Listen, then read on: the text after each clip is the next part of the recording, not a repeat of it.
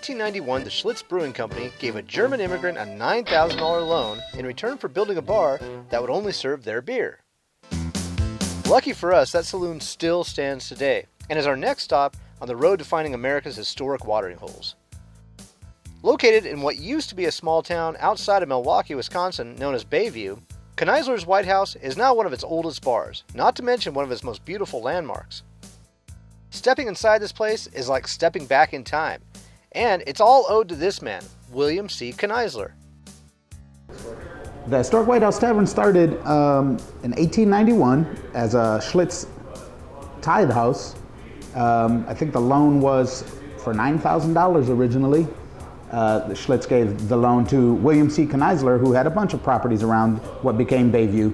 Bayview was annexed into Milwaukee in 1891, so that's kind of when all of the records go back to. He was a major landowner here and had a lot of different businesses around the area, but this was primarily a cornerstone on the stagecoach line from Racine to Milwaukee.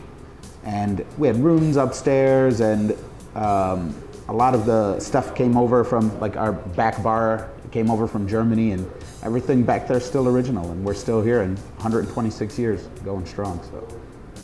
On the wall are scenes from the bar's past, including when it used to be the place where people got their election results. Peruse the pictures and get a better sense of the city's past. Definitely, do not miss all the original decor. The back bar is from Germany and was installed when the place was built 126 years ago, and even the keg cooler is original and still in use today, holding the beer that puts a smile on so many customers' faces. You know, our beer lines are only about 7.5 feet long, so the cooler where our beer is kept is the cooler that it's always been kept in for 125 years. And obviously the refrigeration inside's newer, but we don't have the lines that kind of snake through the whole building. So the beer tastes different here. It's very fresh. Kneisler's White House stayed in the original family all the way up until the late 1990s when it was purchased by its current owner. But while the building decor is old and it has a century-old legacy, it is still very much a modern neighborhood bar. Our crowd goes from even people that are under 21 because they're allowed to play volleyball here with their parents, all the way up to, I mean, how old is McShane? Probably 75, 80? Yeah, and they've been coming here for years and years. They serve great beers on tap, but they can make almost any drink you can think of. They're known for their Bloody Marys, so give one a try when you stop by. They don't serve food, so grab a meal before you come over or stop next door for some pizza.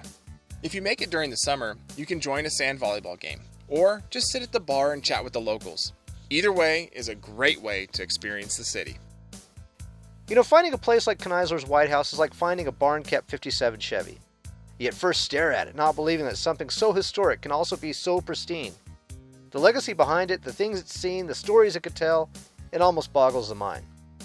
This is the type of place that makes traveling to a new city a wonderful experience. Definitely come by if you're ever in Milwaukee. You won't be disappointed.